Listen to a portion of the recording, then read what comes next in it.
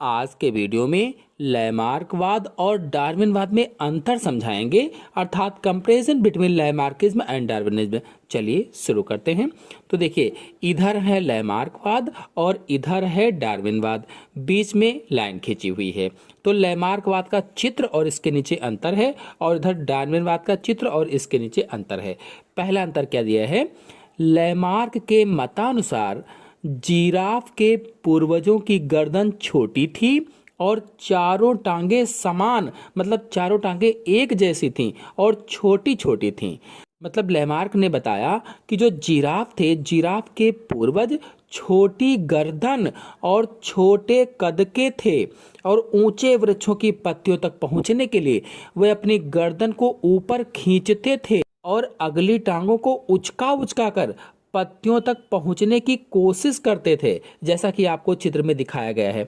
कुल मिलाकर के लैमार्क ने बताया कि जिराफ के पूर्वज छोटी गर्दन वाले थे और उनकी चारों टांगे भी छोटी छोटी एक जैसी थीं, छोटी छोटी थीं, और ऊंचे ऊंचे पेड़ों की पत्तियों को खाने के लिए गर्दन को ऊपर खींचते थे और अगली टांगों को उचकाते थे और पत्तियों को खाते थे।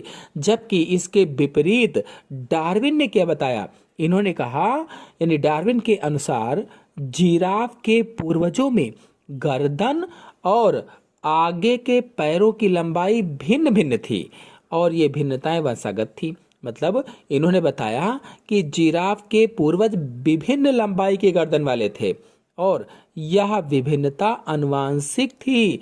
मतलब डार्विन ने क्या कहा कि पहले से ही जो जिराफ के पूर्वज थे, उनमें से कुछ जिराफ लंबी गर्दन और लंबी टांगों वाले थे और कुछ जिराफ छोटी गर्दन और छोटी टांगों वाले थे, और ये भिन्नताएं कैसी थी? आनुवांशिक थी। तो पहले अंतर में हमने जाना कि लैमार्क ने कहा कि पहले से ही सभी जिराफों की टांगें छोटी थी और गर्दन छोटी थी, जबकि डार्विन ने कहा कि पहले से ही कुछ जिराफों की लंबी गर्दन और लंबी टांगें थी अगली वाली, जबकि कुछ की लंबी गर्दन और लंबी टांगें नहीं थी। फिर दूसरा अंतर है, लंबे वृक्षों से भोजन प्राप्त करने के लिए लगातार खिंचाव के कारण अगली पीढ़ी की संतानें कुछ लंबी गर्दन वाली बन गईं। ये किसने कहा? लैमार्क ने कहा कि लंबे लंबे जो पेड़ थे, उनसे भोजन प्राप्त करने के लिए लगातार गर्दन को खींचते थे, तो खिंचाव के कारण इनकी जो अगली पीढ़ी हुई, उनकी संतानें कुछ लंबी गर्दन वाली बन गई। मतलब ये हुआ कि भूमि पर घास फूस की जब कमी हो गई, तो भूमि पर घास फूस कम हो जाने पर ये ऊंचे ऊंचे वृक्षों की पत्तियों तक पहुंचने के लिए अपनी गर्दन खींचते थे ऊपर की ओर और अगली टांगों को उचकाते थे पत्तियों को खाने के लिए, जिससे इन्होंने क्या कहा कि उसकी जो अगली पीढ़ी आई, उस पीढ़ी की संतानों की जो गर्दन थी वो लंबी हो गई और अगली टांगे भी लंबी हो गई। जबकि डार्विन ने क्या बताया?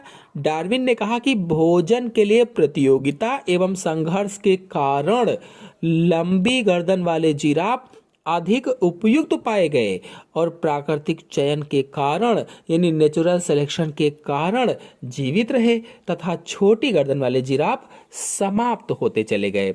अब चूंकि डार्विन ने बताया था कि जिराफ पहले से ही कुछ ऐसे थे जिनकी लंबी गर्दन थी, कुछ ऐसे थे जिनकी छोटी गर्दन थी, तो इन्होंने क्या कहा कि पेड़ों की पत्तियों तक जो जिराफ पहुंच पाए वो जीवित रहे, जो नहीं पहुंच पाए वो मर गए। मतलब डार्विन ने क्या बताया कि घास फूस की जब कमी हो गई, तो घास फूस की कमी होने पर अधिक लंबी गर्दन वाले और लंबे अग्रपाद वाले, यानी लंबे पैरों वाले जिराफ भोजन प्राप्त करने में सफल रहे और जीवन संघर्ष में जीवित रहे, जबकि जो छोटी गर्दन वाले थे वह समाप्त हो गए, मर गए, और लंबी गर्दन वाले अधिक संतानोत्पत्ति कर पाए, उनकी संतानें लंबी गर्दन वाली होती चली गईं।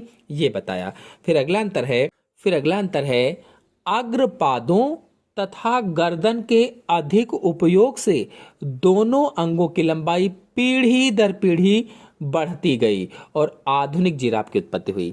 लैमार्क ने क्या कहा कि क्योंकि जो जिराफ थे ये अग्रपादों को उचकाते थे, अगले वाले पैरों को उचका उचका करके पत्तियों को खाते थे और गर्दन को ऊपर की ओर खींचते थे पत्तियों को खाने के लिए, यानी इन दो अंगों का अधिक उपयोग किया। किसका किसका? गर्दन का और आगे के टांगों का अधिक उपयोग किया।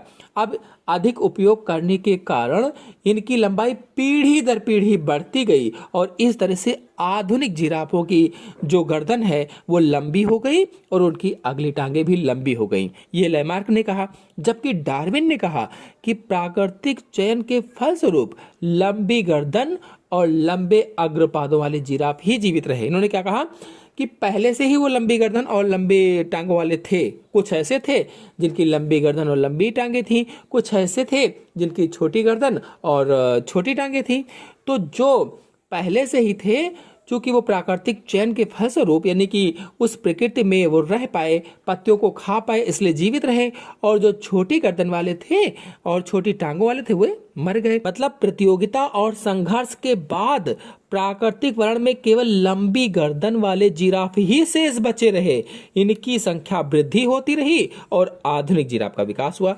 कुल मिलाकर के इस तीसरे अंतर में हमने जाना कि लैमार्क के मतानुसार जिराफों में टांगों और गर्दन के अत्यधिक उपयोग से इन अंगों की लंबाई पीढ़ी दर पीढ़ी बढ़ती गई और इससे लंबी टांगों और लंबी गर्दन वाले आधुनिक जिराफ का विकास हुआ।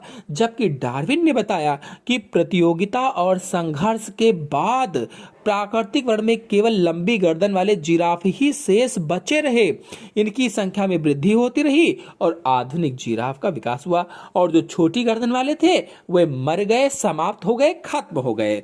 फिर अगला अंतर है लैमार्क के प्रमुख आधार नई आवश्यकताएं, वातावरणीय परिवर्तन, अंगों का उपयोग व अनुपयोग, उपार्जित लक्षणों का विकास, उपार्जित लक्षणों की वंशागति और नवीन जाति का विकास, ये थी। जबकि डार्विन के प्रमुख आधार जीवन संघर्ष, संतानोत्पत्ति की प्रचुर क्षमता, विभिन्नता, प्राकृतिक चयन, समर्थ की उत्तरजीविता, लाभप्रद सतत भिन्नताओं की वंशागति और नई जाति का विकास।